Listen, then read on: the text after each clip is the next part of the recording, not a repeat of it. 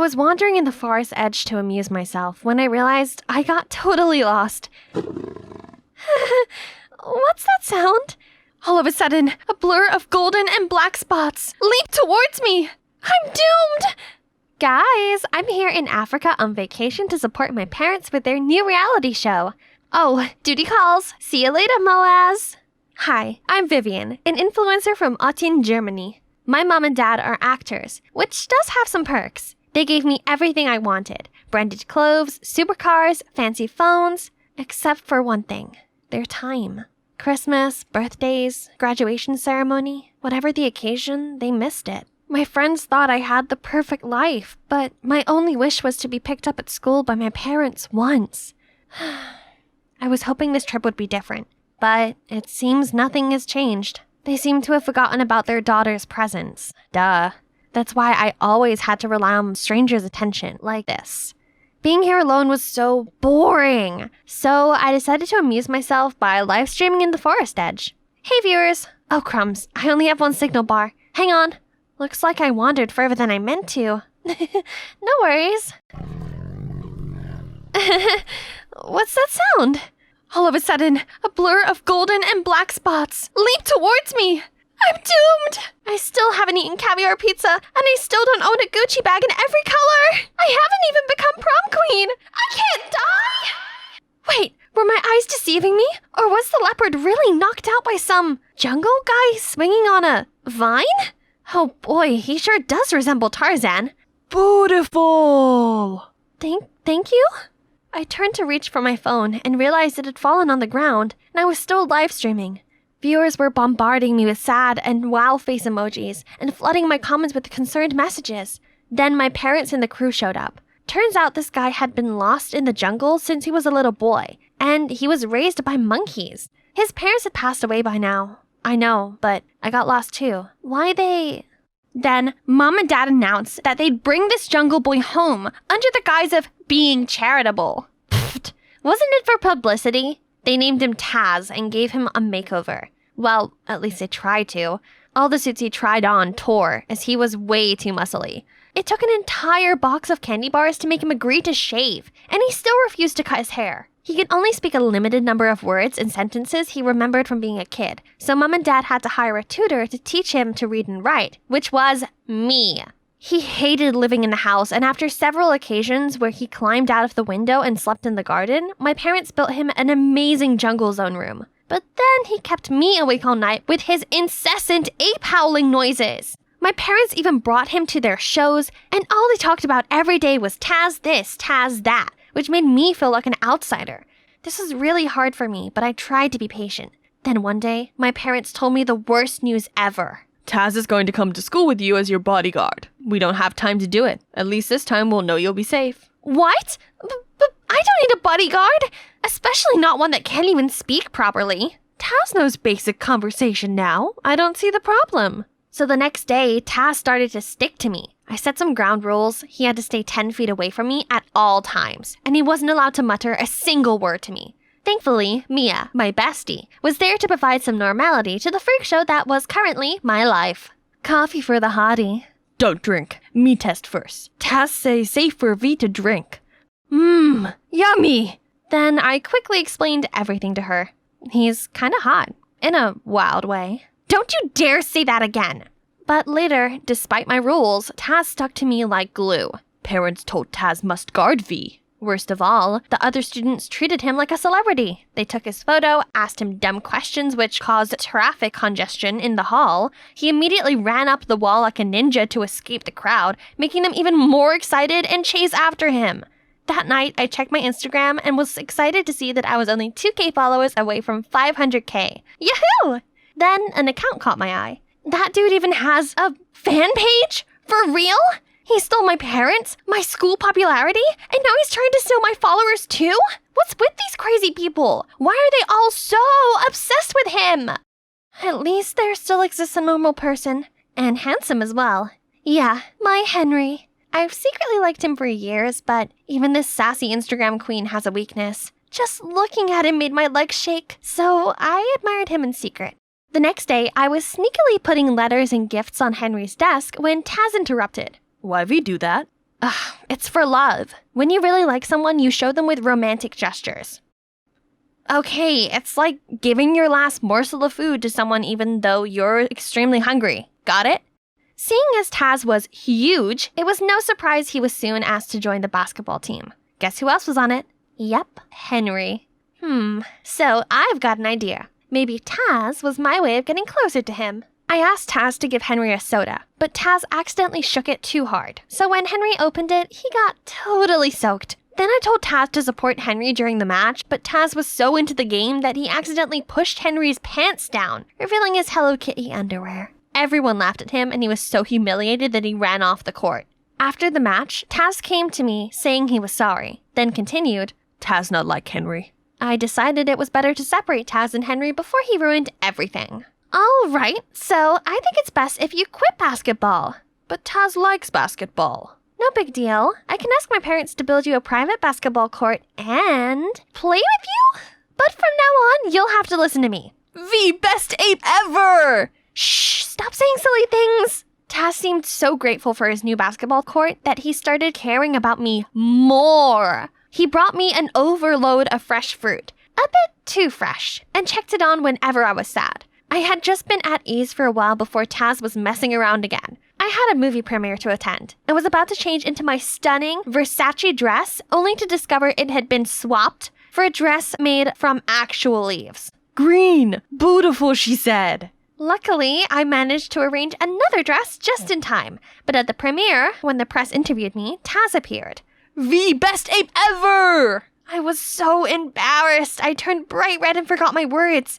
Thanks to Taz, I became a netizen laughingstock. I swear that I would pay this back, and my chance finally came. The audience loved Taz, but big crowds freaked him out, and he always tried to find a way to hide. During one press conference, I saw him run off frightened, so I followed him. Hey Taz, is there a place that will make you feel better? I can take you there. We take Taz to jungle? Taz happy. So I took him to the Dower Forest. As soon as we got there, Taz's mood changed. He ran wild and then stopped at a large oak tree. V? Why letters? This is the bridegroom's oak tree. Local people like to leave love letters here. Then we sat down under the tree and Taz looked so upset. Taz not like bright light and flashes. That's okay. We can just chill here, right? Great. Seeing Taz leave the show on his own, then surely Mom and Dad wouldn't like him anymore. Only, when we returned home, my parents weren't furious with Taz, but with me. Vivian, you should be setting a good example for Taz, not just inciting and taking him away from important events. Can you stop acting like a child and think before you act for once? I shut myself in my room and I had a complete meltdown. Then I rang Mia to confide in her. Living with Taz is a nightmare. He has to leave. What do you mean? I'm going to find a way to kick him out. The next day at school, I was walking along the hallway when Henry appeared in front of me. V, you have to convince Taft to rejoin the basketball team. We can't win the final without him. Please, I'll do anything you want. Wow, seems like my Christmas gift came early. Anything you say? How about taking me to prom? Actually, that's what I've always wanted to do. Thank you for giving me the opportunity. I was frozen. This was incredible! I guess my kick-out Taz plan would have to wait for now. So I humbled myself to convince him. As expected, with the help of Taz, the team won. Only neither he or Henry showed up to get their trophy. I went looking for them and found Taz pouncing on Henry. Taz, stop it! But he was too full off rage to listen to me, so I had to jump between them. He is completely out of control. You can forget about the prom then. This is all your fault. You stole everything from me since the day you were back from that freaky jungle, and now you've beaten up my crush. All you've done is ruin my life. Why can't you just give me alone? Then he left. For real. This felt great, as I'd finally got rid of the thorn in my eye. Only, I couldn't shake away this empty feeling. Scrolling through my old comments didn't help, and neither did live streaming. I suddenly realized I missed the special way Taz cared about me. And when with him, I didn't have to hide or force myself to be anything other than me. I aimlessly wandered to Dodur Forest and stopped at the oak tree. A letter poking out of the hole caught my eye. I picked it up and recognized it was Taz's try-to-be-neat but scribbled handwriting. Henry liar. He's with Mia. My head was still spinning when my phone went crazy. I checked and saw my inbox was full of rude comments. Then I soon found the viral audio. Living with Taz is a nightmare. He has to leave. I'm going to find a way to kick him out. I was literally petrified for a few seconds, while netizens kept going crazy saying I was so ungrateful to Taz even after he'd saved my life. How could she? I immediately went to Mia's house to confront her about it. It was you, the only one I confided my story. Oh well, Miss Obvious. It was me. So what? Henry's mine, not yours. He just told you what you wanted to hear to get Taz back on the team. But that moron overheard Henry talking to me and dared to hurt him. You! Hi, talk about the jungle, dud. Total simp and stupid. I told him you'd love a leaf dress and he totally bought it. Now, if you'll excuse me, I have to get my hair done for a date with Henry. Mwah. I felt like an elephant had slapped right on the face. So Taz was right. Back home, I gloomily pulled out Taz's letter. But hold on, there's still another part. Why didn't I realize it sooner?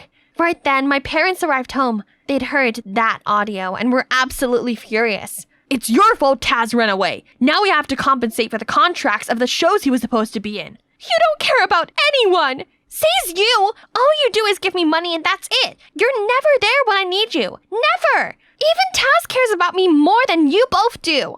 Then I ran off right away. I kept going until I ended up under this bridge. Then I saw him. He was playing with some stray cats and dogs. I immediately ran to hug him and started apologizing, but he pointed behind me and said, "Bad guys, bad guys." I turned around to see two figures headed this way. I dragged Taz into the corner and we watched them bundle the cats and dogs into sacks. They were definitely up to no good, so I used my phone to record them, but... What you aiming at, kids?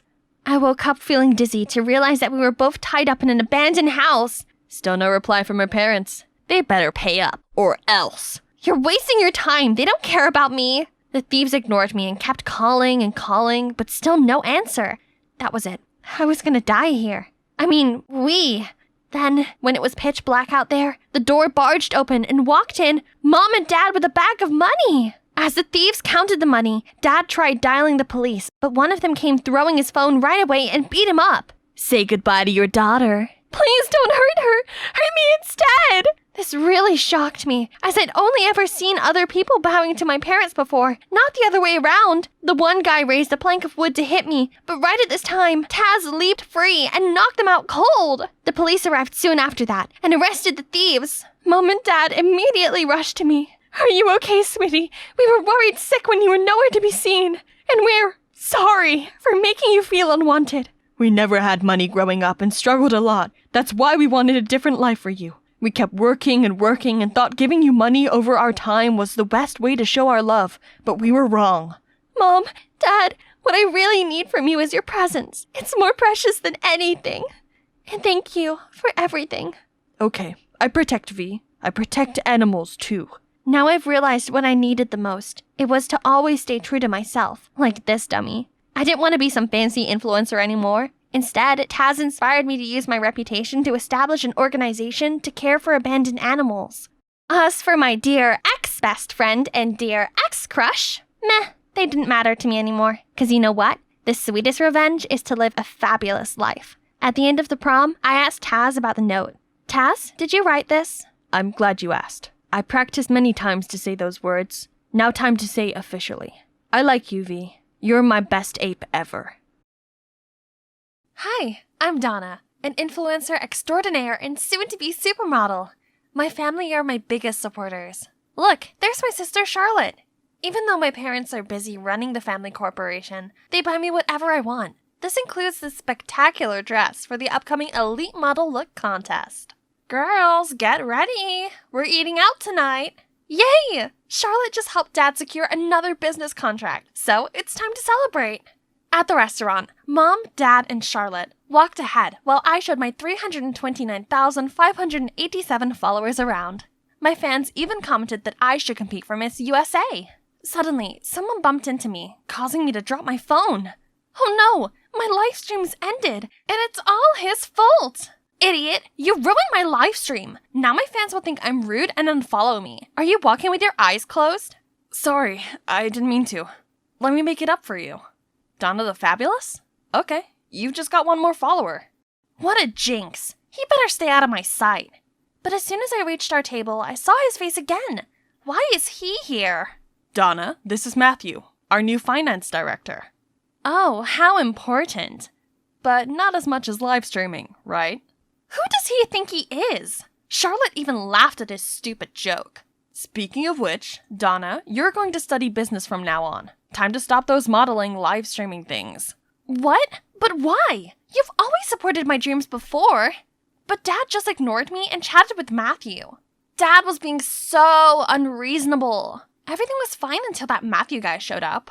Charlotte comforted me and suggested we attend business classes for me while I prepared for the modeling contest. What a brilliant idea! Oh, I love my amazing quick-witted sister. I then put all of my focus into practicing for the contest. But Matthew kept on disturbing me with his nonsense. He even sent me a picture of wedding rings saying, "Are these okay? Think they'll match us?" I frantically called him to ask him what all the gibberish was about. Hasn't your dad told you yet? We're getting engaged and taking charge of the company together. What on earth is this guy saying? Since when was I expected to marry some guy I barely knew and take over a business I had no interest in? Dad should have some explanation for this. Upon arriving home, I confronted Dad, but he just sighed and said he was planning on telling me himself. But you can't just dictate my career and who I marry. Donna, I only want the best for you. But Dad, Donna didn't even attend her business classes and is still indulging in her nonsense fashion club. How can you expect her to handle the company? Oh no, why is she telling him that? Was she trying to help me? She's right, Dad. I have no interest in business at all. I can't. If that's the case, then you can start as vice president and get some hands-on experience. And you, Charlotte, you'll be Donna's personal assistant and support her. No! This is not how you want it to turn out. Dad used to love us both, but now he didn't even listen. Ugh, yes, Charlotte, my savior. She would surely know what to do. I can't believe it. I've tried so hard to prove myself, only to have everything given to a simple-minded fool like you. Simple-minded? That's what you really think of me? Well, I guess I just gotta take my new position to show her how simple-minded I am then. So the next morning, I dolled up and strutted to the company lobby under a different name, Miss Vice President. Huh, look at those gawking eyes wishing they could escape from the boring suits. Matthew was there too, and was he laughing? Suddenly, my heel got tangled up in my dress and I tripped over. What a disaster. Matthew offered me his hand and asked if I was okay. Who needs his help? And all the silly chatters? Just wait and see. And by that, I mean now. Matthew introduced me to the company's core members and announced some new strategic goals for the company. ROI, margin, accounts. Geez, what kind of language is he speaking? After what seemed like an eternity, he asked if anyone wanted to add anything. Aha! I, of course, couldn't miss a chance to show my leadership. This office is seriously lacking some colors. Violet blinds would be a good start, and some motivational pictures really help boost productivity. Oh, you mean putting up motivational quotes? Oh, please no. Motivation comes from the all-time fashion greats. You know, Bella Hadid, Tyra Banks, Kendall Jenner. Everyone gawped at me, while Charlotte furiously signaled me to stop. Everyone here is so boring. Alright, I'll stop then. My first day was then followed by tedious meetings and schedules. Everyone was talking gibberish and making me sign a bunch of papers. But every cloud has a silver lining, and for a foodie like me, that's dinner meetings. These people really know how to enjoy life, don't they? But before I could even have my first bite, they all started asking me about proposal this and project that. Fortunately, Matthew was there to save the day. Honestly, he seems pretty good at his job, and he's quite attractive when focused. Oh yeah, work. I gotta contribute my own talents at work too. So, the next day I put the sign on my door, then sat back and watched my favorite fashion show. Ooh, look at those dazzling dresses. One day, I'd be walking the runway in a gown like that, not sitting here surrounded by confusing numbers and papers. Later, when I opened the door, an endless line of people was already waiting for me. Jeez, can't this company with all these brilliant brains function without me? Right then, Charlotte came dragging me away. What happened? Oh gosh, I didn't know that my computer was connected to the meeting room's projector, so everyone had been watching Project Runway with me. Matthew was in the conference room too. Why didn't he fix it? Okay, everyone. We should thank our cute boss for giving us a lot of ideas for our problems. He finished the meeting and let them out, but Charlotte was still standing there fuming at me. Cute? There is nothing cute about it. Don't get any wrong ideas that he likes you. Wait for me, Maddie. What is with that attitude? Oh, right. I've seen the gooey-eyed look she gives Matthew. Does she have feelings for him? Before I could pry further, I was sent to Millen for another stupid meeting. Feeling bored, I watched a fashion show to kill time when someone startled me from my side. I personally think this collection is overrated. Oh, sorry if I scared you. I'm Brian. He then gave me his business card, and wow, he's the CEO of a modeling firm in France. Are you coming to the fashion week too? I wish. I actually came for work. Ugh, what a pity. There's a modeling contest this week. I can tell a true beauty like you is destined for the crown. I missed so many chances to be on the runway. If I make it this time, maybe Mom and Dad will see how serious I am about modeling. This is too amazing of an offer to refuse. Brian, I'm coming with you. At the show, I made sure my phone was off so I could truly immerse myself in all the glamour of the newest fall collection. Brian then kept his word and took me to the audition. I was super nervous at first, but unexpectedly, everyone else looked so amateur. Meanwhile, I strutted like a pro, confident that this time I would get an offer. But for now, reality was calling. As soon as I turned on my phone, a zillion missed calls from Dad and Matthew popped up. This screamed trouble, so I quickly got Brian's contacts and returned home. There, Charlotte went all banshee shrieking mode on me, accusing me of being irresponsible and selfish for skipping the important meeting. Dad, if you don't do something about this, Donna will destroy the company you've worked so hard to build. That's right. But instead of yelling at her, you should have been there to help out. I'm so disappointed in you, Charlotte. Oh God. Charlotte's face turned pale immediately. Dad should be scolding me, not her. Feeling a little bad for Charlotte, the next day I went to talk to her, but it sounded like she was arguing with someone inside. I walked in to see Matthew sitting there with loads of pictures of Brian and me. We're still, in Charlotte's words, it looked like we were dating. A few photos can't change the fact that we're getting engaged. He then grabbed my hand and pulled me outside, leaving a stunned Charlotte behind. How are you so sure that I'm not seeing someone else? It's just a feeling. Or maybe it's just my hope, because What did he mean by hope? And holy shrimp, why is my heart beating so crazy? What a day. I thought it was finally over when Dad slammed the pictures of me and Brian down in front of me. He was so mad at me, he decided our engagement would be tomorrow instead of a month, as planned. But I haven't mentally prepared for this. So here I am, at my engagement ceremony, waiting for my fiancé to arrive. Ha! Just kidding. Actually, Brian called me last minute to tell me the best news ever. A fashion brand had chosen me as their ambassador. I needed to fly over for some paperwork. Thanks to him, I successfully escaped the engagement and flew to Milan to meet up with him. Finally, I got to pursue my long-repressed dream in my favorite city and not pay heed to my dad's ridiculous orders. Yay! As I woke up the next morning, I eagerly reached for my phone to call Brian, but... Huh? Where was it? I looked at the nightstand, but my passport, my wallet, and all of my stuff had disappeared. I dashed to the reception asking for Brian's room, but they all shook their heads saying there was no one by that name staying there. Frantic, I used their computer and checked the website for his phone number, but it kept saying error. Then I looked up any information about the contest, but found zilch. How could he do this to me? I trusted him. Now I'm in a foreign country, all alone, and with no money. What am I gonna do? I can't just call Dad to come get me. And neither can I call Charlotte. There's only one person I could contact right now. So I called Matthew, and he flew over immediately. We were walking along the Navili Canal to get some dinner before heading back. I thought he would be furious right now because I ran away from our engagement, but he was just quiet the whole time. So, is it okay for you to suddenly come here? I mean, work and stuff, you know? It's alright. You come first. Everything else comes after. That's sweet of him, but I needed to make sure he didn't get the wrong message. I called for your help, but that doesn't mean I want to get engaged. I'm not ready to commit.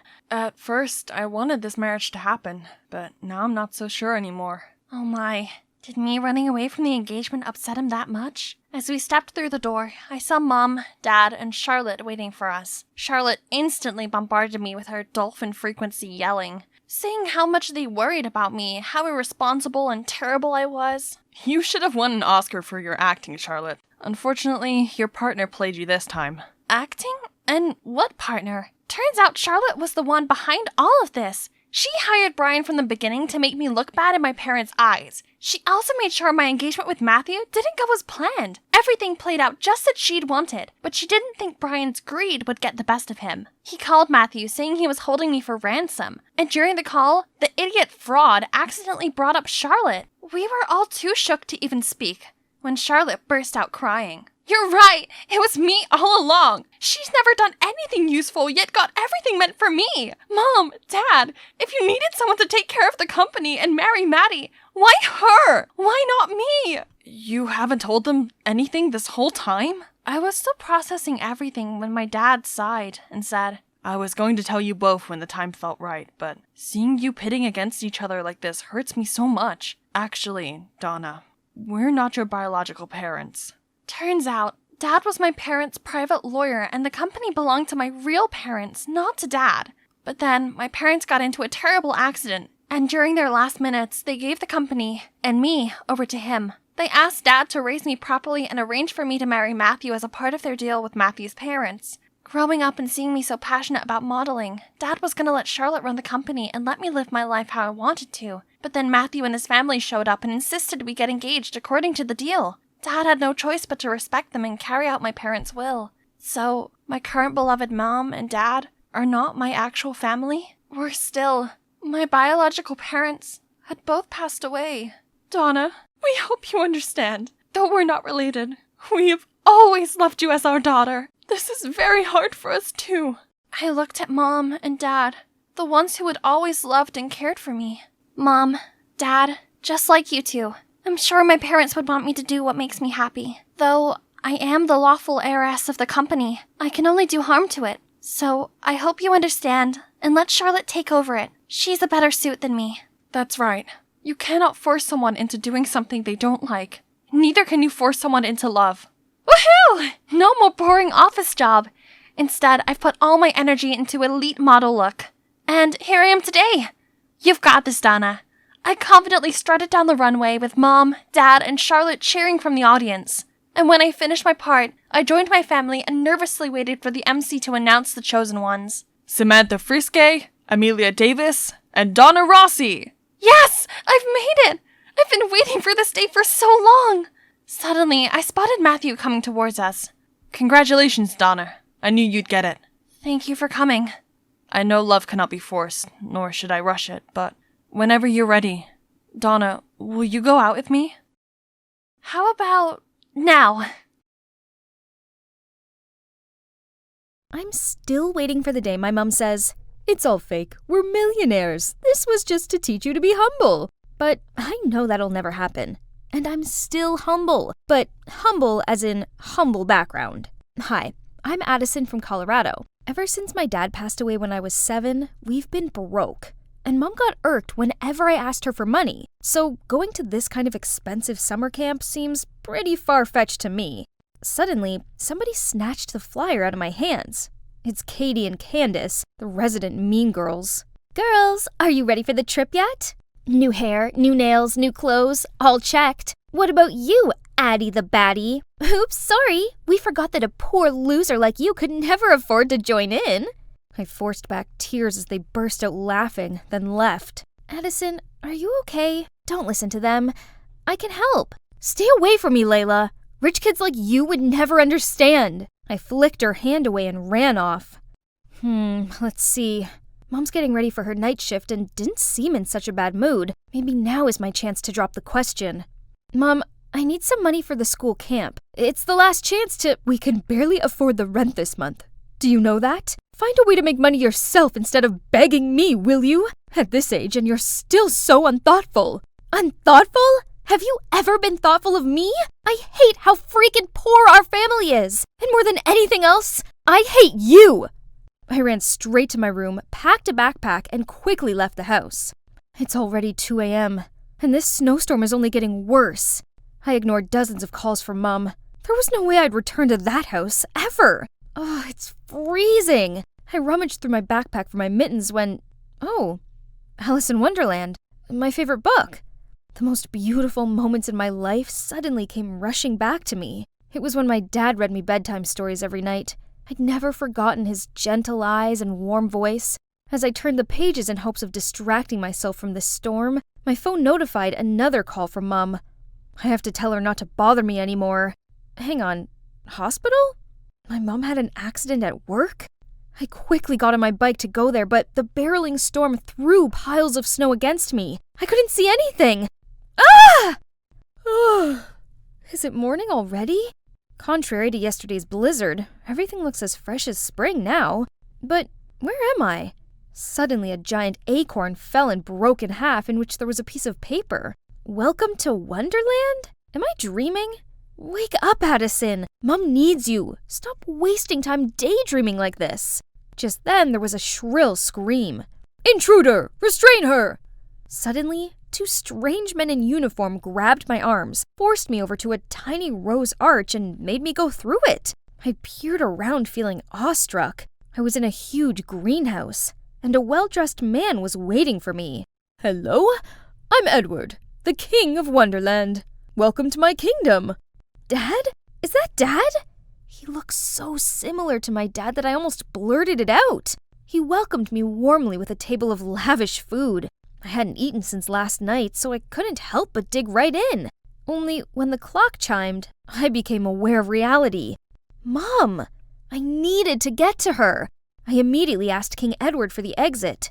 This land is beautiful, but a monster rules its gate. I don't know how you got here, but if you want to leave, you'll have to bring that monster 3 valuable items. 3 items? I asked.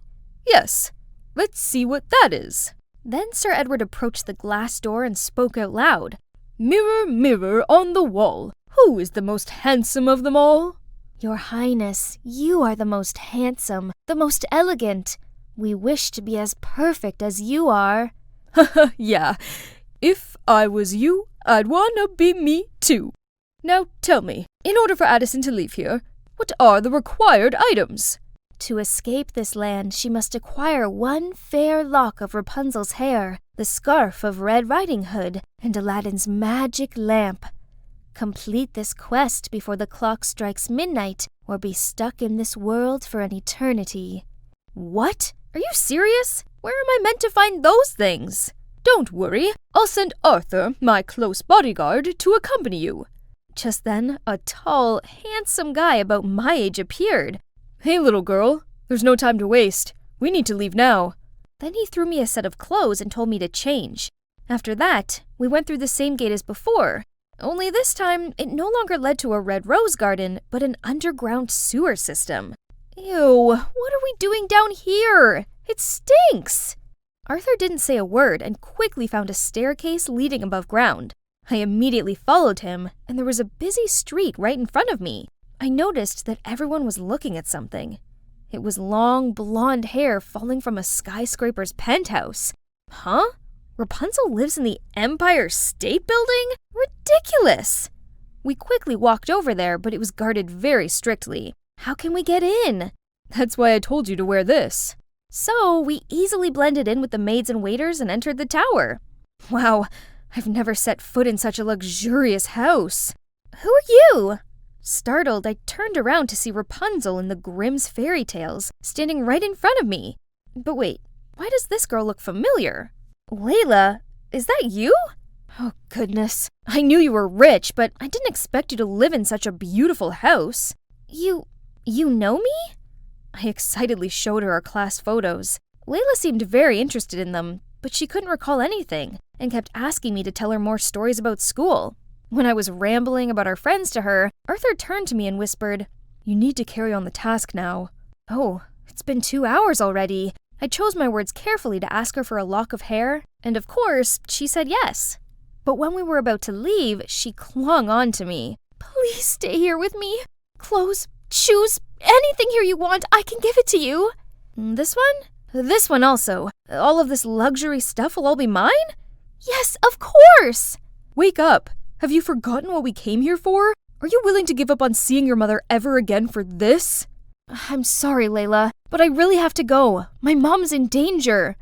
Then please take me with you. I can't stay in this hideous house anymore. Come on, you have everything on Earth here. It's like heaven. No, it's hell. All this stuff is just meaningless. What I need is freedom, school, friends, and being able to do what I want. Turns out, after her parents' divorce, her dad did everything to win custody and kept her here just to make money from her gorgeous blonde hair. I miss Mom. I'd rather live in a small, shabby house than this flashy, cold place. I couldn't leave her here. Suddenly, I remembered how Eugene saves Rapunzel in the movie. So after getting Layla's approval, I cut her hair short, and the three of us ran away from this penthouse. We dropped Layla off at school where her mom was already waiting for her. The simplest things like freedom, friends, or someone who truly cares for us are much more valuable than superficial material things. Sadly, I always craved what I didn't have and took what I did have for granted. Let's go. Why are you still standing here? Huh? We have to attend the class too? Ain't no time for this. We gotta find Red Riding Hood. Without a word, Arthur just dragged me away, eventually stopping in front of a girl wearing a scarf on her head. Here she is, the person you need. I waved at her, but she just coldly looked up and asked, "What do you want?" Huh? Red Riding Hood was none other than Katie? I'll get right to the point. I really need your red scarf. Can you... Excuse me? This is Gucci. Do you know how much it costs? It's from even the limited edition. Look at you. You probably don't even have a dime to your name. Yeah, it is true, but I really need this scarf. I'll do anything you want. All right. Hope you don't regret saying that. Right after that, a luxury car came to pick us up. We stopped at an apple farm, which was familiar to me as it was where my mom worked. Well, I want to bake an apple pie for my mom, so pick me a box of apples. Remember, you have to do it alone. Your friend's out. My mom can even pick an average of 12 boxes a day, so one box was just a piece of cake. But who knows, her one box was actually a container of 1,000 pounds of apples. Did she want to bake for the whole town? Oh, I'm exhausted. Who on earth could pick apples under this scorching heat for hours? My head started spinning. Losing balance, I fell off the ladder. Luckily, Arthur caught me just in time. Still, your mom does this every day. Can you imagine how hard she works to earn food for the family? Maybe that's why my mom is always tired and cranky. Suddenly, I missed her so much. I finally harvested enough apples and brought them in to exchange for the scarf. But Katie still made me choose the 10 most perfect apples out of them. No matter which ones I chose, she gave a dissatisfied scowl. This apple is not okay. Neither is this one. It has a 2-centimeter scratch. You're too much. It's all the same. No way! Everything for my mom must be the best. She's sick and I need a perfect pie for her. Then Katie told me that when her mom was pregnant, she found out she was sick. The doctor advised her to terminate the pregnancy for her safety, but she refused and risked her life to give birth to Katie. Hearing that story, my eyes just naturally welled up with tears. What now? Are you tired from this little bit of work? No, I just miss my mom so much. I really want to get back to her. I realized that even Katie, the heartless, mean girl, still loves her mom this much. Yet, all I do is ask and plead with my mom. I'm such a terrible child. If you love your mom that much, you know what to do from now on. Help me deliver this gift to your heroic mother, will you? And here, take it and complete the mission. Finally, we've arrived. Our final destination is a museum. Arthur said that there will be a secret room with the magic lamp, but getting the key to that room was already a hassle. There were security lasers all over the place, so we broke in through the ventilation system. Arthur tied a rope around my waist and then slowly dropped me down where the key was. Just a little more and I got it! But as soon as I touched the key, a drop of my sweat fell, causing the alarm to go off. The guards rushed in from the door, but fortunately, Arthur pulled me up in time. We got out of the ventilation system, but this place was like a maze. Then Arthur pulled me to hide behind a wall. Little by little, his face was getting closer and closer to mine, and my heart was pounding like crazy. Suddenly, the whole wall behind me moved. Turns out there was a secret staircase leading down to the basement, and it took us no time to find the room. Huh? Where's the magic lamp? Arthur approached the only object in the room. It's a projector. He turned it on, then on the white wall appeared the image of my mum, being tired after a long day of work. But when she got home, she still came to check if I was sleeping well. The image of her waking up early to make me my favorite breakfast. Above all, she totally knows about the camping trip and is trying to work overtime so I could join it. Time is running out. You should hurry to go back and hand in these items. I tried to regain my composure, quickly wiped away the tears, and left with Arthur. I'll be back with my mom soon. I'm back! Please take me to the gate. Suddenly, a chiming sound got me frozen. I'm sorry, but time's up. You failed the quest. But why worry? It isn't so bad here. You'll have everything you could ever want. At any cost, please lead me to that monster. I don't need anything else. I just want to be with my mom. I've been thoughtless all this time. I can't leave her when she needs me most. Actually, there is no monster here. It is the greed, selfishness, and ingratitude inside of every one of us. But I can see you already defeated your monster and learned the lesson. So, you can go back to your mom now. Huh? Everything was so bright. Where was I? Honey, you're awake. Thank goodness. Someone squeezed my hand. It was Mom. Mom told me how she'd collapsed at work due to overworking. Then she found out I'd fallen off my bike in the snowstorm and knocked myself unconscious. Here you go, sweetie. My mom placed some money in my hand. Now you can go on the camping trip. I'm so sorry for upsetting you, and I promise I will work extra hard so you don't have to go without. I burst into tears and shook my head. I don't need it. I don't want you working overtime and putting your health at risk for me. Having you healthy and by my side is all I need. Mom, please forgive me for everything. As we pulled apart, I noticed someone standing in the doorway. Arthur. Turns out it was Arthur who rescued me in the snowstorm. Thank you so much. You're my knight in shining armor. Anytime. I'm just glad you're okay. I mean it. I wouldn't have completed the tasks without you. Huh? What tasks? Looking into his dreamy eyes, I honestly felt like he'd been sent by my dad to help me learn from my mistakes and be grateful for what I had. Never mind. I'm just glad you're here. I was walking through the forest when a scream startled me. A man running in horror from a pack of wolves. I quickly howled at them, then crouched down. Distracted, the wolves stopped, left the guy, and cautiously sniffed their way over to me. Hey girl, run away! Shush! After deciding I was no threat, they wagged their tails and started licking my face. Aren't you scared? Not at all. People often misunderstand wolves. This isn't Little Red Riding Hood. They're not actually grandma eaters. Come and make new friends, buddy.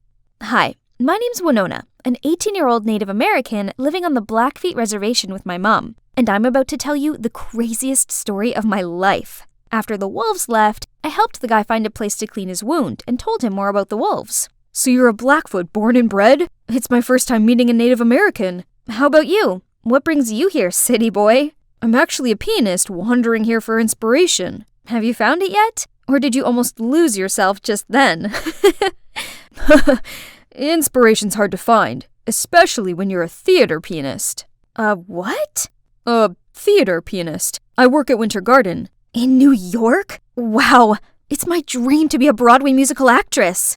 Actually, my theater's looking for a stage crew. You could start from there and I'll find ways to introduce you to the right people. I couldn't let such a once-in-a-lifetime opportunity slide. But the thing is, my mom absolutely resents theater arts and forbids me to even mention it. So, I gotta devise a plan. I brought Luke home for lunch. Mom was so welcoming and even prepared a great banquet. So, Luke, right? What brings you to Montana? I'm doing a research paper for school.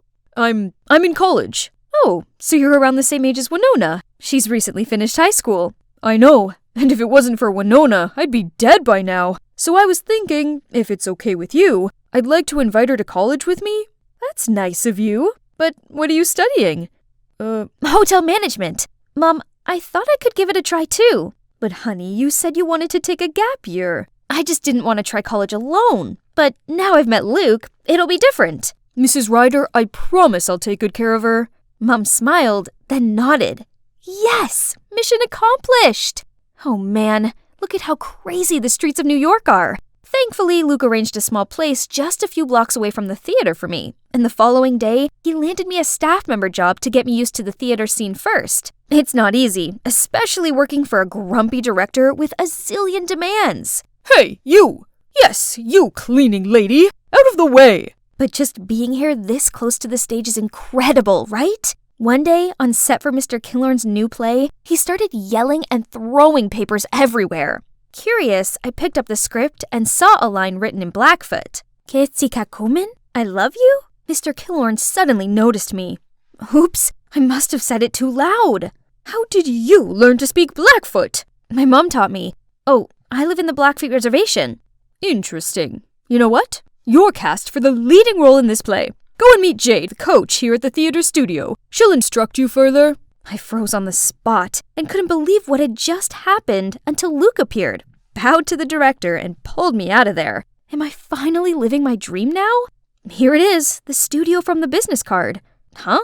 Are they shooing a coyote?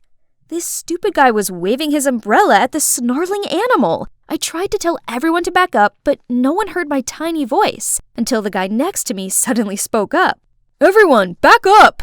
Thank God people finally listened. I slowly advanced to the coyote, knelt, and offered my hand to him. When he seemed to trust me enough, I gently stroked his head and calmed him down. Just then, Mr. Killorn's assistant appeared and took the coyote in. Turned out, he's Mr. Killorn's pet. Who keeps a wild creature as a pet in this stuffy, urban space? You okay? You hurt anywhere? I'm fine. The poor little coyote looked terrified. You know a lot about animals, don't you? I grew up with them, yeah. In Blackfoot mythology, coyotes are guardian spirits. Well, you sure were a guardian spirit right then. I was still so touched by his words, but then Luke suddenly appeared. Winona, I just heard about what happened. You okay? What are you doing here? The guy, who was friendly just a second ago, now seemed cautious and just walked away while Luke glared at him. I'm fine. You should stay away from him. Luke doesn't seem to like that guy. Something weird is going on between these two. I went and met Jade, our coach. She told me about the role and introduced me to Nathan, my actor partner, which happened to be the guy I just met. I couldn't help but grin and offered my hand to Nathan, but he just ignored me and turned to the script. Hello? Am I just a stranger danger now? We then tried the opening act, but since it was my first time being on a turntable, I took the wrong step and fell over. Nathan! I was blushing when he suddenly glanced at Luke and dropped me, almost kissing the floor. Right then, a girl barged in. Is everything ready for my set? You're late again, Stella. And actually, you and Winona are both gonna practice and we'll see who's right for the role. Winona who? As if this nobody can stroll in and try to steal my role. How snobby. She's lucky this nobody doesn't want to make a scene on her first day. During the break, I questioned Luke more on Stella. Stella is super talented. She's marvelous at dancing, singing, and acting. No surprise though, because she's been training since she was little. That's exactly why we should just give her the role already. A waste of time dealing with amateurs. That was so rude. So much for ever thinking he was friendly. In the following weeks, I finally got a better grasp of my character. The female lead was a gentle, down-to-earth Blackfoot woman. Easy peasy. I just need to pretend to be my mom. Only, my on-scene love interest Nathan was making things difficult. On stage, he refused to make eye contact with me, but he didn't have this trouble when he was up there with Stella. Every day I had lunch with Luke while Nathan and Stella were giggling in another corner, acting as if they were the most powerful couple here. Are they really in love? Oh, Winona, please. Why should you care? After lunch, I ignored Stella's glaring eyes and focused on being Nathan's lover on stage. What kind of singing is that? Give me a break already. That's enough, Stella. Actually, I just informed Mr. Killorn over lunch that Winona's getting the role. Ha! Very funny. No, it's not a joke. Look at your performance recently, Stella. It's rather disappointing. Winona, keep up the good work. Stella looked like she'd had the blood sucked out of her. I excitedly beamed at Luke, but strangely he looked concerned and ran after Stella. Does he have feelings for her? See that? Why hasn't he just confessed his feelings for Stella already and stopped this unrequited love tragedy? Isn't it because you and Stella are together? And that's also why you're so half-hearted whenever you're on set with me? It's not like that. I just couldn't control myself every time our eyes met. What did he mean by that? Congrats anyways. I always knew you deserved this role. He's right. I'd really worked super hard for this. I'm so close to achieving my dream now. The next day, I rushed into the first official rehearsal and acted my heart out in front of Mr. Killorn and the whole crew. I was dancing away to Luke's sentimental track when the door slammed open. It was Mom! I can't believe you lied to me and came here to do these foolish antics. Oh no. Mr. Killorn turned pale while Jade gasped upon seeing Mum. I tried to tell Mum to let me finish the scene, but... Fine, be this way. Until you come to your senses, you're not my daughter anymore. Mum then stormed out of there. Mr. Killorn told everyone to take a break and also left. I stormed over to Luke and asked if he told my mum the truth. But right when he was stammering, Mr. Killorn came between us. I didn't know you had to lie to your mum to get here. Yeah, sadly. She knows about my acting dream, but she has always been so negative about it. Is that so? Well, you're doing a great job. Continue practicing for the play. And maybe take me to your mum sometime and I'll try and explain this to her. Encouraged by the director's feedback, the next day I confidently acted my part. Yet Jade seemed dissatisfied and criticized my movements, saying they were too rigid. Winona, I'm giving the role to Stella. You need more training. What? I'm not some toy you can throw back and forth. Was it all just a show to get me and her to pit against each other? What was that about? Why the change? You're not qualified. Go back to your mother. What has this to do with my mother? I didn't know what was going on, but I was sure of one thing. I needed to prove myself, so I stayed at the studio practicing, swinging and swaying my soul away under the studio light until I accidentally sprained my ankle. Right then, Nathan came out and helped me up. Why are you still here? I saw you stay, so I thought I'd stick around for a little longer. As he spoke, he gently pressed an ice bag on my ankle. I felt the butterflies flapping in my stomach, but suddenly remembered his attitude before and pushed him away, ready to stand up just to fall into his embrace again. You must think I'm so hot and cold, but I just didn't want Luke to misunderstand anything. What do you mean? We're just friends. And what's up with you and Luke? Then he told me how he and Stella were the best of friends back at acting school until Luke appeared. Luke was instantly attracted to Stella and asked Nathan to set them up. Nathan, of course, happily agreed. However, the next day Stella suddenly expressed her feelings for Nathan right in front of Luke. Luke didn't take it too well and thought I was messing with him. He's resented me ever since. So, you and Stella are just friends? We are. Stella might appear childish, but she's good-natured. She's dealing with a lot inside. I've just been watching over her. But right now she's gonna have to learn to stand on her own since I think I've met my guardian spirit. His guardian spirit? We were so close, I swear we were almost kissing. But I quickly pulled away, saying I gotta go practice. The final rehearsal is my only chance to get my role back now. I showed up just as a substitute today, but when everybody was ready to rehearse, the only person missing was Stella. No one seemed able to contact her, and the director was growing impatient. Jade had no other choice but to push me onto the stage. Luke didn't seem too happy with this replacement, and suddenly played the piano much faster than expected. Flustered, I took a deep breath and let myself float naturally to his rhythm. During the intermission, I asked Luke what that was about. Drop it, Winona. I already knew. You got in here all thanks to your director dad, yet you fooled me with your little story. It's you who forced Stella away from her chosen role. Who's my dad? Mr. Killorn? Right then I was called for the next act. Still puzzled by what Luke said, I couldn't focus on my part with Nathan. Suddenly I heard Nathan scream my name and leapt to push me to the side. I fell on the floor and saw the massive chandelier land on Nathan. Everybody rushed to check on us, and among the crowd came, Mom? We were all waiting for the doctor to check on Nathan when Luke suddenly spoke out. I'm sorry for what I said, but Jade told me Mr. Killorn is your dad, and you guys forced Stella to drop her role. Mr. Killorn and I both gave Mom astounded eyes. Winona's my daughter? That's right, Andrew. But don't worry, as soon as Nathan's recovered, I'll bring Winona back home and will not bother you and Jade again. No, you've got it all wrong. Why didn't you tell me about our daughter? Jade said if I told you, she would harm Winona. Wait, does this have anything to do with the accident? 'Cause right before the act, I saw Jade talking to a crew member who set up the stage for Nathan and Winona. I'll get this looked into at once. So, this play about Andrew and a Blackfoot woman falling in love? Is it about you and Mom? Mr. Killorn didn't reply, but looked at Mom tenderly. and she burst out crying. Right then, the doctor came out, saying we could visit Nathan. Luke quickly pulled me aside, leaving the adults there. How are you feeling? Any discomfort? You're not mad at me anymore? Yeah, sorry for being a jerk. It's alright, dude. Go find Stella before she leaves. She said she was sick of being thrown around. She's taking a leave to reassess a few things. But why me? Aren't you? We're just friends. How many times do I have to tell you? Luke didn't even wait for Nathan to finish and rushed out of there. I wish them a happy ending. And it's indeed happy endings all round. Not only for Luke and Stella, who are now officially an item, but also for Mom and Mr. Killorn. Or should I say Dad? Our family has finally reunited. On the other hand, Jade vanished as soon as her schemes were out in the open. Turns out, all of this was because she'd been in love with my dad for years. So back when Mom was dating Dad, she told her lies about him to get her to leave. Furious that both Mom and I were back, she decided to make us go for good.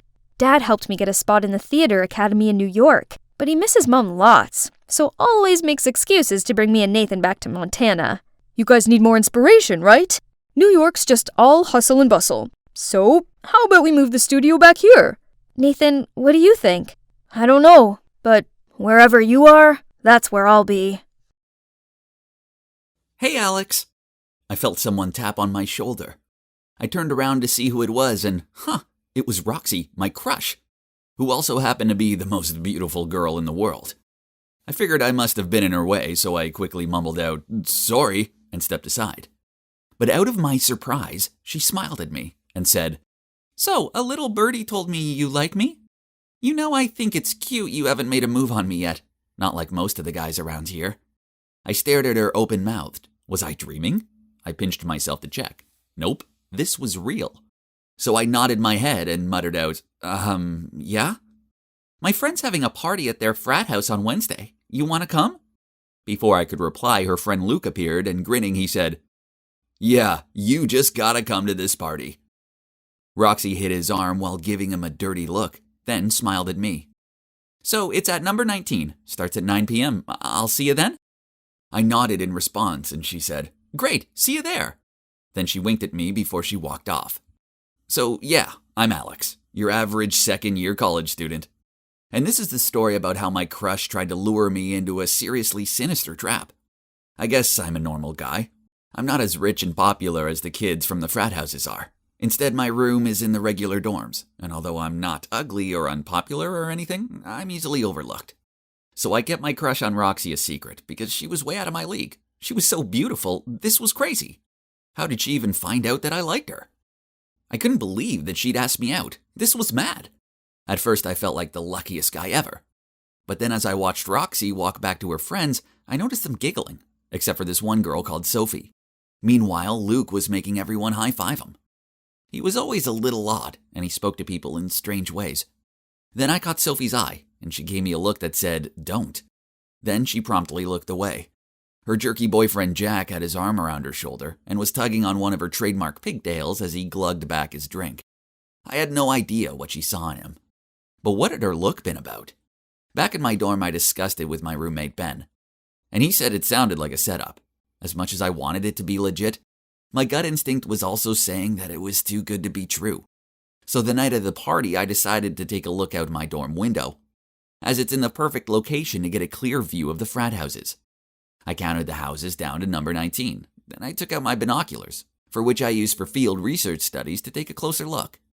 The house had a large rainbow pride flag hanging from the two windows. This made me wonder why Roxy would want to go to a gay party. I saw a lot of feminine-dressed men, and the only two girls that I could spot were far from attractive. And it seemed like they were a couple. And then there was Luke in the front yard holding 2 drinks and looking around like he was waiting for someone. Where was Roxy? I decided to check her social media to see if she'd posted anything. And I noticed she'd left her location open. She was in a nightclub, Diego's. That was strange. So I gave the party a miss, and instead Ben and I went to a student bar. I told him about it, and he said it sounded like I dodged a bullet.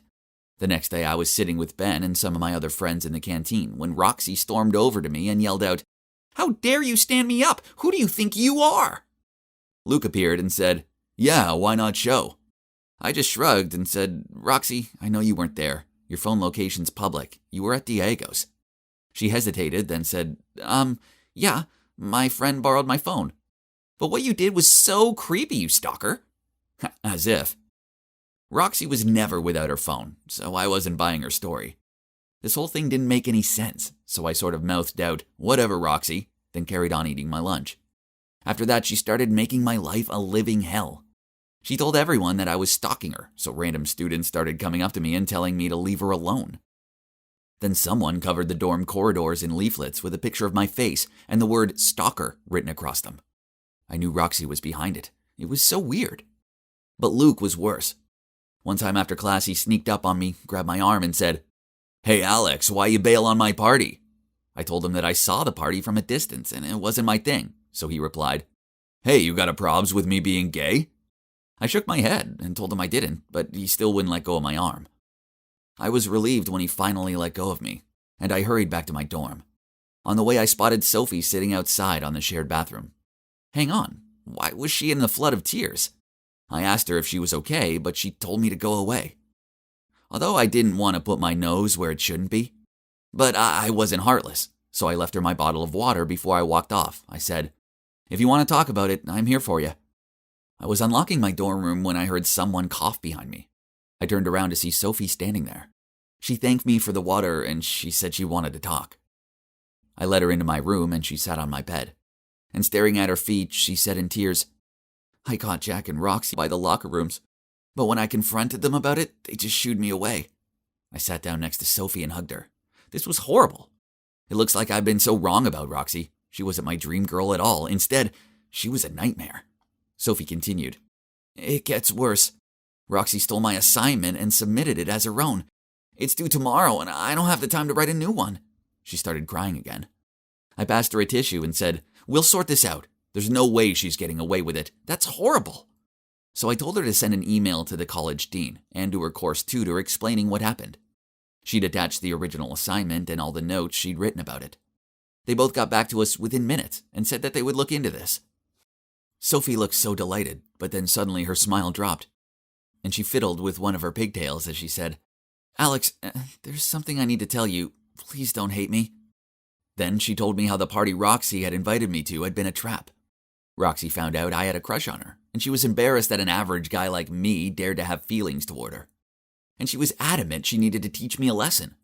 So that's when Luke said he would help, as he wanted to add me to his collection, so they hatched a plan. Roxy invited me to the party, and Luke was waiting for me with a spiked drink. Apparently, this was Roxy's way of silencing me, and making sure I didn't look at her in the same way ever again. Whoa, this was so dark. I shivered at the thought of what could have been. It was terrifying. Sophie also told me that she begged Roxy not to do this, but she got her friends to hold her down. Then she told her that if she intervened, they'd make her suffer. I comforted Sophie and told her that it wasn't her fault. I knew I couldn't just stay quiet on this, as they could do this to some poor other guy who dared to have a crush on her. So with Sophie's help, we wrote a letter to the dean and to the college security about what had happened. This wasn't going to be taken lying down. Sophie was terrified that Roxy and her friends would come after her, so I invited her back to my hometown for the weekend to get away from everyone and let things cool down. When we arrived back at college, news spread that Roxy had been expelled for stealing another student's work. As for Luke, the cops raided his frat house and found loads of banned substances hidden in there. It was so serious that it went to court, and they ended up in jail. As for Jack, he tried to guilt-trip Sophie as to why she should get Roxy expelled for dumb reasons, but she stopped talking to him anyway. I often think back to the night of the party and what could have been. My life would have been ruined, and what for? All because I dared to have a crush on a beautiful girl. I say good riddance. Some good has come out of this whole mess. Sophie and I grew closer and started dating. Now we've both graduated, and that's not all. We have 2 amazing kids together. I love my beautiful family with all my heart, and I just want to protect them from all the bad in this world. So in short, I don't think that just because you're beautiful, rich, and popular, that you get away with doing whatever you please. Regardless of age, sex, looks, and so on, everyone deserves to be treated with respect and compassion. I was swaying to the music with the hottest girl at school in my arms. Everything was perfect when suddenly I saw a flurry of red storming toward me, and then the next thing I knew, I was being slapped across the face. Ugh, it was my ex, Rosie. She was looking at me as if she wanted to snap me in half. Okay, so Rosie and me had only broken up yesterday. but that didn't mean she had the right to go full psycho on me. Hey, so I'm Andrew, and I like to think I'm a pretty smart guy. The problem is, I'm a sucker for hot girls. I tend to be blinded by their beauty. The result being, I don't always make the best decisions around them. But I had no idea what drama my weakness for a pretty girl was about to get me into. So it all began with the end of term college party. Me and my friends went heavy on the drinks.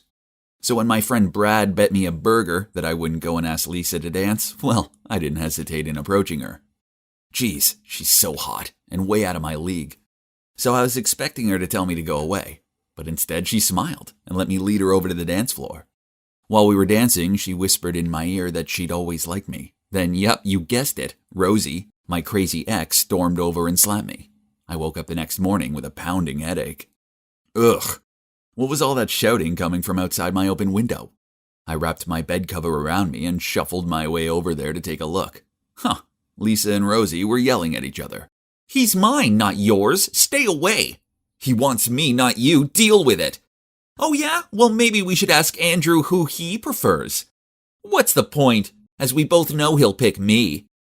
I was far too hungover for this, so I closed the window and went back to bed. These girls, they wouldn't stop. For the next few days, they bombarded me with messages and waited for me outside my house. Okay, so most guys dream of two hot girls fighting over them, but trust me, watching them pull each other's hair extensions out isn't as glamorous as it sounds. Thankfully, my prayers were answered by none other than Richie, my awesome brother. He showed up with a ticket for a luxury 2-week cruise trip. He'd booked it ages ago, but then a work thing came up, so the ticket was all mine. Hell yeah! I hugged my brother, grabbed the ticket out of his hand, and started packing. The tricky part was sneaking past Rosie and Lisa, who were still lingering about outside. So I borrowed my housemate's hoodie and baseball cap and pretended to be him to get past them. Result, they didn't even double look at me. Goodbye to my Lisa and Rosie nightmare and hello to the vacation of my dreams. Ah, this is the life. Trust my brother to book such a lavish place. My room was huge and it had my very own balcony. There was so much to do here, from the outdoor bar, dozens of restaurants, swimming pool, cinema. I was on my own floating complex. Heaven. The next morning when I woke up in my king-size bed, I took in the sounds of silence. Yup, oh sweet silence, how I've missed you. This was a no-girl arguing zone.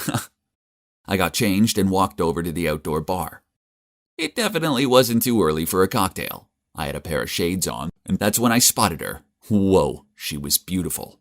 I quickly ordered 2 cocktails and began walking toward her. I was about to hand her the drink when I tripped over a sun lounger, and in slow motion I watched the cup fall. I desperately tried to grab it, but nope. Instead, I managed to knock into her back. She let out a yelp and then yelled out, "You pervert, what do you think you're playing at?" I stood there open-mouthed, contemplating if I should dive into the pool to escape this drama or not. Then I looked down at my sunglasses, which in all the action had fallen off.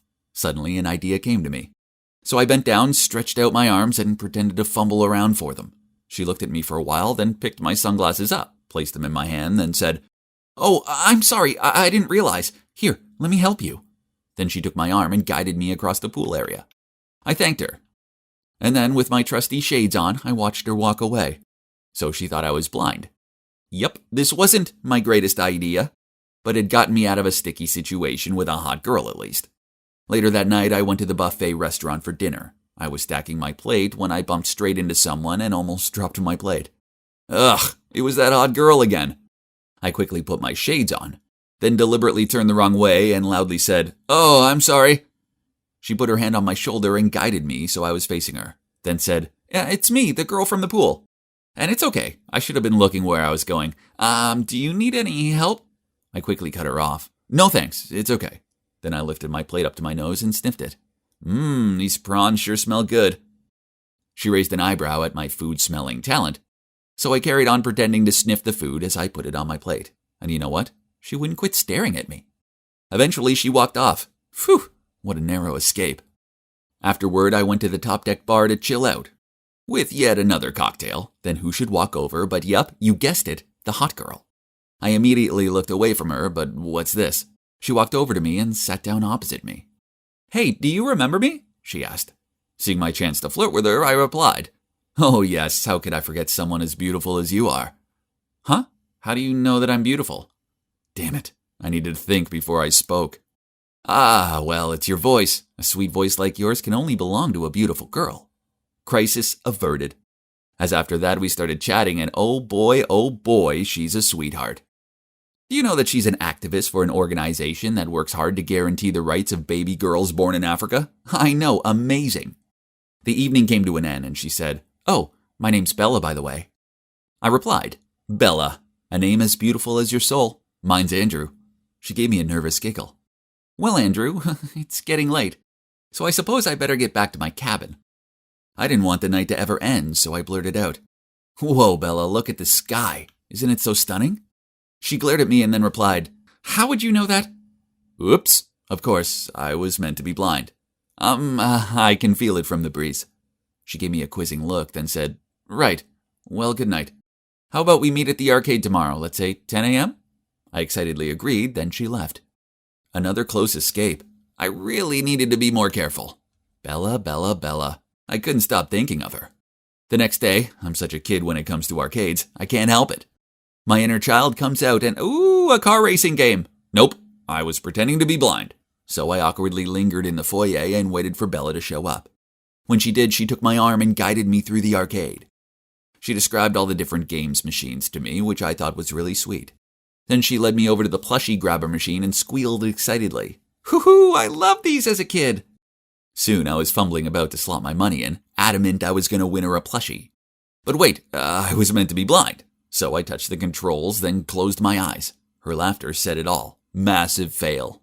It was all going to be okay until Bella had to use the restroom and instructed me to stay put and wait for her by a shooting game machine, which just so happened to be my all-time favorite arcade game. I rushed over to it as soon as she was out of sight, grabbed a gun, and shot 5 cannons in a row. Then I jumped up and down and whooped in the air. I turned around and saw Bella frowning at me. Oh boy, busted.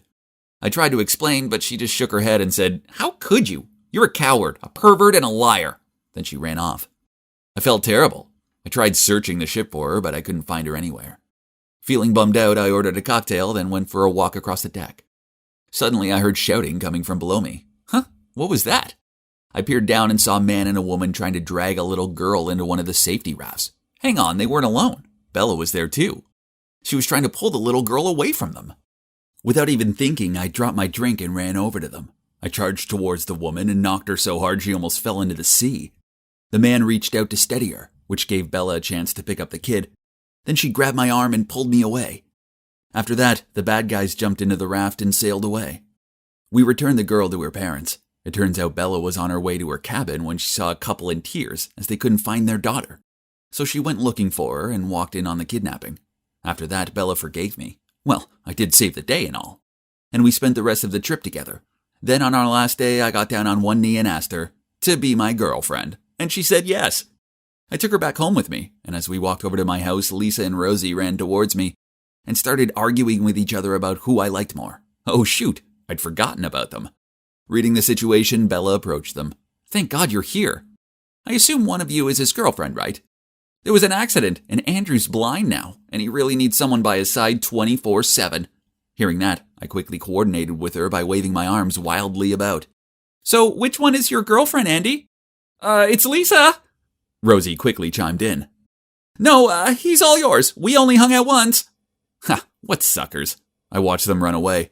Then Bella and I burst out laughing. After that, I held my arm out to her and let her guide me home, for old time's sake. Lying to her about being blind was a jerky thing to do, but I only did it in the first place because being around beautiful girls makes me so nervous I do dumb stuff. It's just lucky that Bella forgave me, because I think this dumbass may have found his dream girl. Hi, I'm Kate, and I'm doing something totally thrilling. I'm running away. Just picturing my parents' worried faces makes me smile. Why, you ask? They deserve it for trying to send me, their beloved only daughter, to some disgusting girls' boarding school. Yuck! No parties, the grossest uniform, bossy supervisors, and no hot-muscled guys. Ooh! That place is for nerds, not me. An it girl and the founder of Clique Chic, our school's exclusive group for the hottest, most sought-after girls. To be a part of the club, you must be really fashionable, I'm talking about a wardrobe full of the latest designer must-haves, manicured nails, and the glossiest hair. Only girls as dazzling as us can make the school hallway our catwalk stage. As one of us, your life will be filled with endless parties and super cute jocks fighting for your attention. Studying and homework? That's not our thing. Those loser nerds who are chasing after us will take care of it. Hey, do you know those people? I looked outside and saw a group of bodyguards who were yelling and trying to force my cab to stop. Ugh, this was so uncalled for. $500 if you can get rid of them. The driver immediately sped up. Ordinary people will do anything for a little bit of money. He dropped me off at a service station and I quickly snuck inside and hid in the restrooms. Ew, this place was gross. Gosh, those bodyguards were loitering about outside so no one could leave or enter without them seeing. How tragic. This was so stupid. All my parents needed to do was let me stay at home for the summer. But no, they sent those bodyguards after me to ruin my life. Suddenly, a cubicle door flung open and knocked into me. Ouch! Are you blind? What are those glasses even for? I'm sorry. The girl quickly apologized, then she bent down to pick her fallen stuff up. But when she looked up, I gasped in shock. Holy guacamole! What in the world? She looked exactly like me. I mean, at least her face did. Her style was disgusting and old-fashioned. Ew. But given my dire situation, I came up with an amazing idea. Okay, so this is weird. Do you want to make some money? And I mean a lot of money? She gave me this dumbfounded look. Ew, I hope I didn't get frown lines like she did when I screwed up my face. They were ghastly. I have a really lucrative job for you. As you can see, we have similar faces. Freaky, but fortunate. So I need you to pretend to be me and live my rich life for a month or two. Here's my Twitter account. Just skim through it. You can learn everything about me there. It should be enough for you to play the part and avoid my family's suspicion. And here's your payment. I rifled through my bag and handed her the rest of the cash. Jeez, this must be a huge amount for her, as her eyes lit up like she was seeing money for the first time, and she immediately took it. We quickly exchanged clothes, and as instructed, she went outside to hand herself over to the bodyguards. Freedom! Now bring on one long, hot summer of fun. But first, I have to go shopping. Wearing these old-fashioned, disgusting clothes made me want to puke. Oh no! My parents have locked all of my credit cards. I can't even buy a soya milk iced latte now. Oof. How could my parents be so cruel? The worst part is, I had stupidly given all my cash and my phone to that girl. With no other options left, I reluctantly searched the girl's bag. A few old-fashioned clothes, some stupid books, and an unbranded lipstick? Huh? Was that all? How can people live like this? But, what's this? In her small notebook was a train ticket and an offer letter to work at Homestay Allen. So, looks like she's going there for a summer job.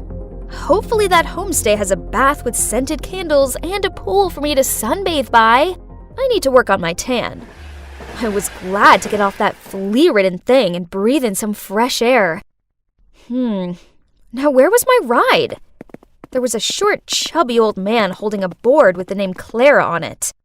The name on the train ticket was Clara. So this meant he was here for me? He didn't even have flowers with him, and he could have at least combed his hair. So, turns out that's Danny, the manager and owner of the homestay. Honestly, if it wasn't for the circumstances, I would never have set foot in this stupid place. Oh, how the day got worse. Without even being allowed to rest my weary feet, Danny gave me work. Housekeeping. It was a joke, wasn't it? My nails were not made for menial jobs. Life here was horrible. I had to get up so stupidly early that it was still dark out, then clean a dozen dusty old bedrooms. After that, I would do the laundry, dry the towels and bedding, fold them, and arrange them neatly into each room. At noon, I also had to help the chef here, Anna, prepare lunch, and I was also forced to wash a mountain of gross dishes. I had never done such silly chores like this at home. Instead, they were always done for me. Didn't expect them to be this exhausting. You should put them in order, so they won't break. Ugh, where did this nosy guy come from? Are you lecturing me? I replied crankily and walked away. Suddenly, oh no! This was the 9th time I'd broken stuff since I'd arrived here, and that wasn't counting my poor broken nails. I quickly bent down to clean up, but ouch! I cut my finger on one of the pieces. The guy quickly ran over and bandaged my wound. Bond, that's my name. Huh? What's this? Did he just wink at me? My heart was pounding. I mean, he was cute. Yeah, he was really cute. I'm Clara. Go do something else. Leave this to me. Realizing that I'd been staring at Bond for a while, I hurriedly got up and rushed to the kitchen. Nice to meet you, Clara. I'm your new colleague. Well, that's not so bad. At least I have someone to share my workload with and to chat. The next morning, I was cleaning the floor, half asleep, when Bond came over, put an AirPod in my ear, and winked at me. Imagine you're dancing. Then you won't feel so tired anymore.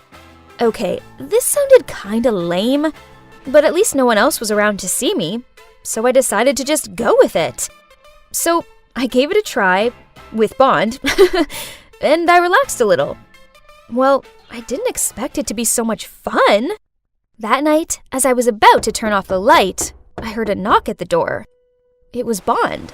He wanted to show me a secret, so he took my hand and led me to the beach. Yes, we were holding hands, and his hand was really warm. He took me to a sandy beach and shone his flashlight at his feet. Something was moving under the fine white sand. Ew! What was that? I clung to his arm in fear. Aww, little turtles, I exclaimed as they slowly emerged from under the sand. Yes, they're cute, aren't they? Let's give them a hand. They have to get to the sea before dawn. I hesitated because I thought this was so stupid. When the sun rises, they'll be easily spotted and eaten by predators. Fine. Since Bond pleaded, I had no choice but to sacrifice my sleep to escort the baby turtles to the sea. Why would their mom just abandon her babies like that? Their mom protected them when they were eggs, and now it's time for them to start fending for themselves. I bet they don't mind. You see, they're all trying their best to crawl towards the sea. But it was us who helped them. Then they'll be very grateful to you. And so am I. Whoa, I'd never felt like this before. It felt like my heart was aching, but in a good way? Thinking about it, I suppose this was the first time I'd ever helped anyone before. Now I kinda understood why my parents did what they did. They just wanted me to be more independent and stop hanging around with those vain, show-off girls. They sure would be pleased if they could see me now, with this sweet and gentle guy. He was the total opposite of the rich boys back home. When I was hurt, he made sure I was okay. He opened my eyes to new experiences, and he didn't try to impress me with dumb flowers and expensive gifts. I've been thinking about Bond all day, and this is the 1001st time I've peeked at him. I think I'll have to confess my feelings before I go crazy. So, that evening, after finishing all my work, I knocked on Bond's door. Huh? Why was a teary-eyed Miss Anna standing there? Then she told me the shocking truth. Bond had left without saying goodbye. Panicked, I walked into the room, but there was nothing left of his. Nothing! No! This couldn't be happening! I hadn't even had a chance to confess yet. The next day, I felt so down. It sucked not having Bond here. But then in my zombie state, I accidentally picked up the newspaper at the front desk. OMG. On the front page was a picture of Bond! God, I couldn't believe it. He was the son of a famous billionaire and they were looking for him. Turns out, I wasn't the only one who'd run away from home. But why did he leave so suddenly? He could have told me the truth. He could have said bye. Ugh! My untold feelings for him felt like an unreachable splinter in my side. I couldn't carry on like this. I needed to find Bond. With my meager salary, I got on the train back to the city, imagining seeing Bond again. This is without a doubt the most nervous I'd ever been in my entire life. It didn't matter how much I pleaded my case and explained that I was Bond's friend. The security guards refused to let me in.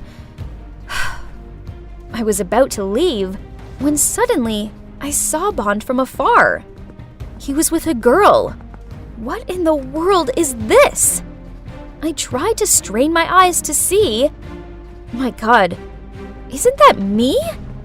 No, it's the girl I hired to pretend to be me. What was she doing with Bond? And why did they look so close? Could it be? That's my dad, Marcus Baldwin, the world-famous jockey. Now he's the chairman of a super successful horse racing club. As his cherished only child, I was given everything I could ever dream of. But then something big happened that changed things. Before I tell you more, don't forget to like and subscribe. At the age of 8, I was in the playroom brushing my doll's hair when Dad let this tatty-looking woman and her daughter in. Audrey, I'd like you to meet Belinda and her mom. They're going to be staying here for a while and be our new maids. Belinda looked so frightened. So, feeling bad for her, I took her hand and let her play with my dolls. We soon became the best of friends, and I even managed to persuade Dad to let her attend the same school as me. Unsurprisingly, I grew up obsessed with horses and dreamed of becoming a famous jockey like Dad. I practiced riding my horse, Jackal, every day after school, and we became quite the formidable team. Soon, I was winning a heap of junior contests, and even the newspapers predicted I'd be the next big name in the world of horse racing. This certainly helped my popularity at school, and I began a clique full of elite members. However, there was one slight problem. Due to Belinda's humble background, the other girls didn't get with her. Where did you get those shoes from? Your grandma?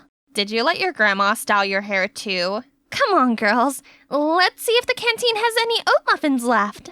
Everything was practically perfect, and to put the cherry on top of the cake, I was invited to a gala event for talented young jockeys. I needed to look the part, so I got my driver to take me to the mall to find the most amazing outfit. But on the way, everything changed. I woke up in the hospital, wearing an ugly gown and feeling dizzy with confusion. Oh my, you're awake! Huh? Why am I here?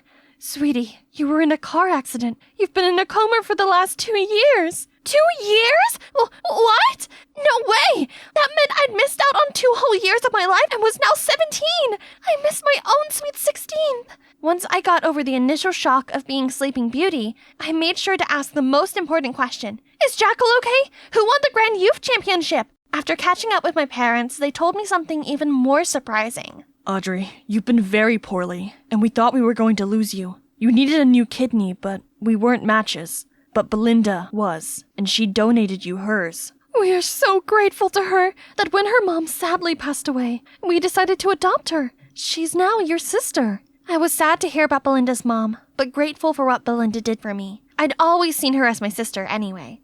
Right after I got discharged from the hospital, I was excited to get back to school and resume my life. Only, it seemed the world had moved on without me. No one dressed like me anymore, and I was stuck in a class with 15-year-olds. I tried to interact with them, so when I saw the teacher pinning up a picture of an elderly man, I asked if this was her grandpa. The whole class fell silent for a second, then suddenly exploded with laughter. It's the president, Audrey.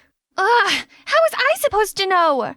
At lunchtime, when I went to join my old friends, I overheard them talking. 2021 called. It wants its tennis skirt back. What language is she speaking? Oh my god, Audrey is like an alien. She doesn't know anything. I mentioned the lucky girl syndrome trend, and she literally looked at me like a fish. Come on now, you know she can't help it. Let's go get some cheese fries. Anything you say, Belinda. Belinda was on my side, right? It kind of felt like she'd stepped right in and taken my place. At least my parents would be glad to have me home, right? Wrong. Mom was always shopping, attending yoga class and the spa, but she didn't ask me to go with her. Instead, she always asked Belinda. It felt like she'd forgotten that me, her real daughter, actually existed. Meanwhile, at the riding club, as I traipsed through the stables, I heard Dad talking to Belinda about an upcoming event. I'm so lucky you're here to help promote this event. I'd be lost without you. I no longer fit in at school, at home, or at the horse racing club. Life has changed around me, and I felt frozen in time. Worse still, I had to take this gross medicine. One time my maid was chasing me around the furniture trying to make me take it, but I used ornaments, cushions, and books to block the path. I was so distracted making my obstacle course that I bumped straight into Douglas Barron, my dad's business partner. My, you certainly are a determined young lady. Later that evening, Dad called me into his office. I thought he was going to grumble at me for not taking my meds, but instead he said something I wasn't expecting. It seems that Douglas is rather impressed by you. He wants you to date his son, Damien. The firm's been under a lot of pressure recently, and having Douglas on side would be beneficial, especially as he's our biggest stakeholder. What? You want me to date a stranger just to help your business? I can revive the business myself without having to do that. I just need to win the horse racing tournament. No, it's too soon after the coma. You're not ready yet. Dating is the only way. As if I was gonna listen to Dad. So I secretly came here with Belinda. I was about to saddle up Jackal, but then I got a whiff of horse manure and began to feel dizzy and nauseous. Dad suddenly showed up and took me to the hospital. Turns out, I'm allergic to horse manure. Ugh. Then Dad started yelling at me for training without his permission. Thankfully, Belinda informed me what was going on and told me about your allergy. Belinda? Why? Sorry, sis. I only told Dad as I'm worried about you. Whatever. I'm still going to horse race again. Actually, there's physical therapy, and if you pass the agility test, you could still get back to training. Dad, please. Fine. Do the therapy, but only if you go on this date with Damien. I agreed to go on the date, but I never said anything about being well-behaved on it. So in order to prepare for our special date, I watched this tutorial video. How to dress to attract men. A tutorial. Rule number 1, make sure your hair is long and never put up. Rule number 2, make sure to show a little skin, ladies. Rule number 3, footwear should be dainty and delicate. And ta-da! As I showed up at the restaurant looking ridiculous, I instantly recognized this quirky guy from school, Damien. So, I made sure I had the most unapproachable expression on my face. As soon as I sat down, I purposely ordered the weirdest food combo, ice cream hamburger. I was convinced he'd think I was a lunatic and leave, but instead, he reached over and tried a bite of my ice cream burger. Interesting. What? How could he like that? Someone please call the food police over here. Your fashion sense is so refreshing. Everything about you is fascinating. I am rather smitten. The rumors about him being quirky are definitely true. After the disastrous date with Damien, I met with Cooper, a medical student at the hospital who was helping me with my physical therapy. During the training, he was attentive and super encouraging. I was beginning to feel better, but then Damien showed up and insisted on staying there so he could check Cooper was doing his job properly. He wouldn't stop humming annoying tunes and munching on potato chips really loudly. Then at home afterward, he wouldn't leave and continued bugging me. When he finally left, I moaned to Belinda about how annoying he was. But to my surprise, she said she thought he was cute and funny? Hang on, does this mean Belinda likes Damien? On the day of the physical examination, I passed every single test without any mistakes. I was smiling as the doctor made his announcement. Miss Baldwin, I'm afraid you failed the assessment. I ran out of there and cried to myself. I felt someone sit next to me and was about to tell them to go away when I realized it was Cooper. Audrey, the improvements you've made are impressive. I was sure you'd pass. Seeing his caring face made me feel a little better. We talked some more and then he offered to drive me home. As we walked around the corner to the parking lot, we heard Belinda raising her voice with, "The doctor." We stopped to listen. "I'm not giving you more money. I already paid you for failing Audrey. Sign this so I can be sure you'll keep this a secret." What? How could Belinda betray me like this? Belinda, why? Why did you do this? You don't understand how hard it is living in your shadow. I love the horse riding club, but you're coming back, and there will be no use for me there anymore. You ruined everything! Then she stormed off, leaving me standing there stunned. I immediately got home and told Dad what she'd done. I expected him to be on my side, but I'm sure you're overthinking the situation. Besides, you should be grateful to Belinda. Not only did she save your life, but now she has agreed to marry Damien to save the company. Belinda was only doing this to steal my life. It wouldn't work. I was more determined than ever to go back into horse riding and claim back my life. Mine! Meanwhile, Cooper helped find another doctor to test me, and this time I passed. I showed my results to Dad, and he finally allowed me to go back to training. But when I brought up Belinda bribing the doctor again, he just remained quiet. Am I even his daughter anymore? Okay, change of plan then. I met up with Damien to ask about his marriage with Belinda. So, did you agree to the marriage? No way! I don't want to marry whatever her name is. Great! I mean, that's sad. Well, my heart belongs to you. How about we get payback on them and fake date? Just faking it though, if you don't mind. Fake? Real? If it means being your boyfriend, then I'll do it! So we immediately returned home, walked inside and linked arms and gave each other lovey-dovey looks. Belinda's scrunched up face was a picture. I resumed horse riding practice and got around my allergy problems by using sachets and spraying perfume all over myself. It worked at first, but then I started getting allergic to the sachets too. Cooper immediately took notice, and the next day he showed up with some homemade herbal sachets. Not only did they help cure my allergy, but they also had a calming effect on me. Without the allergy bothering me, I could focus on practicing, and soon I was back to my amazing former riding self again. I showcased my talents to the club and everyone seemed impressed. A talent like you should be head of the club. Yeah, I may not be a big talker like someone I know, but actions speak louder than words. Belinda was clearly jealous of my rise to success, so she pulled some mean pranks on me at school. One time she suddenly turned nice and offered me a coffee, but it turned out she had snuck hot sauce in it.